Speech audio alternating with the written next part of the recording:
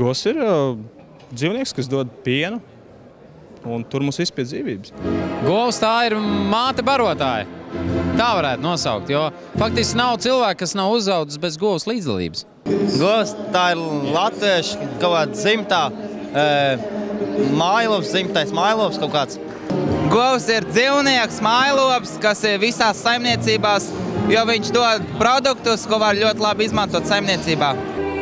Govs cilvēku draugs. Tas ir pamats visiem dzīvniekiem, visai dzīvai pasaulē. Tas ir tīrākais pamats, tas ir piens, tas ir dzīvība. Tas ir viss. Indieši jau to saprata, un latvieši ir nākuši no Indijas. Govs ir labestīgs kustonis.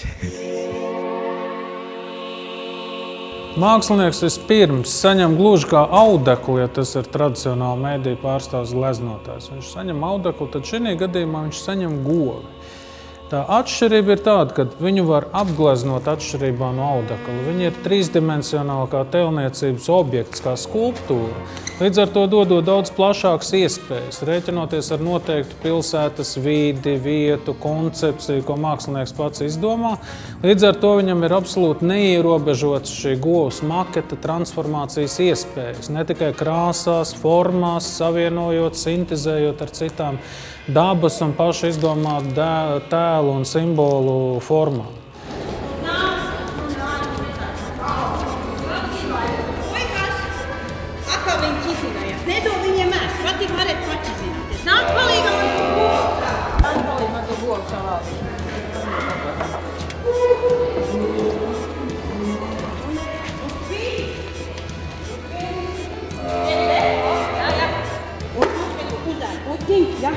Tā, un jūs, puikas, marš pie tēva uz lauku kartupeļus vākt.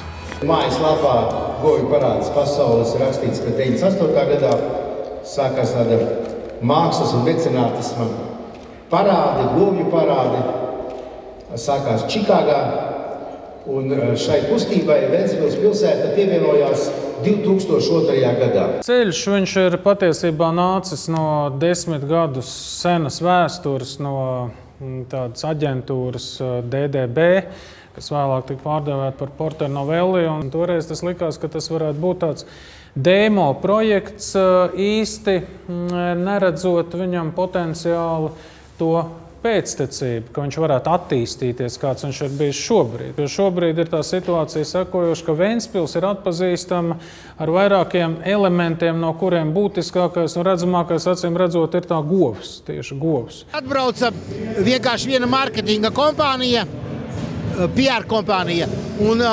izstāstīja par tā, ka ir tāda jauna kustība pasaulē, sākta pirms 3 gadiem, un vai mēs negribam Ventspilī būt pirmie Austruma Eiropā.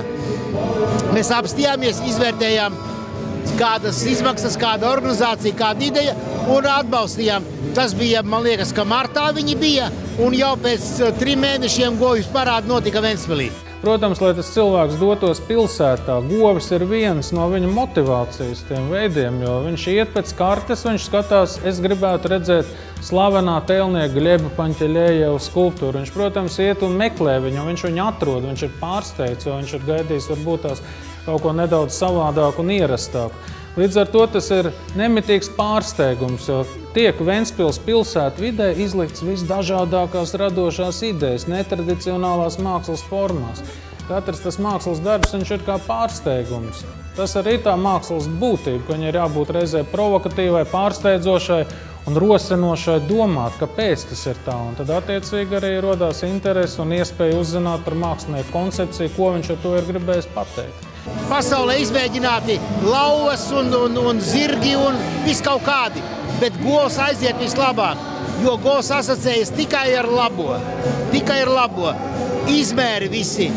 Viņa dod pienu, viņa ir tāda laba, vārdsakot, govs ir labākais dzīvnieku brends. Arī šogad, kad man Ventspilnieki uzrunāja, atkal aicinot nokūrēt šo pasākumu, man bija pilnīgi skaidra vīzija un redzējums, kuri būtu tie mākslinieki, kurus es gribu piesaistīt. Pirmkārt, dēļ tām viņu kvalitātēm un tam, ka viņi ir mākslinieki ar vārdu, tas ir viens. Otrs arī viņu prognozējība, arī tas, ka mākslinieki ir lielā mērā provokātori un kurātori uzdevums, kā tāda atbildīga idejas nesēja uzdevums, ir arī varbūt tās pārlieku radikālās idejas nedaudz apvaldīt, bet beigu galā tas rezultāts būs ļoti labs. Jo jebkurš mākslas darbs, kā to ir pierādījis pasaules mākslas vēsture, viņš ir reizē arī ieguldījums. Tas ir vienalga, vai tā ir kā šī gadījumā pilsēta, Ventspils, kas patiesībā ir sakot brīnišķīga vide un darāt arī par paraugu citām Latvijas pilsētām ar savu vērienu un iespējām un to, cik daudz viņi atdod kultūrai. Un šie mākslas darbi, viņi ir patiesībā māksla tautai. Tas ir māksla, viņi iet nevis izstāžu zālē, bet viņi iznāk ielās. Ventspils ir doma rītdiena, un tur tieši simbols ir govs. Un Ventspila ir prieks par to. Ventspils govs. Tā ir kā simbols Ventspils pilsētai. Ventspils govs ir govs, kas mūs tur pie dzīvības. Ventspilnieku draugs. Lielākā, noteikti ar ambīcijām bagātākā. Tā ir Ventspils govs. Labestīgu govs vislabestīgākā pilsētā. Ventspilī ir zilās govs.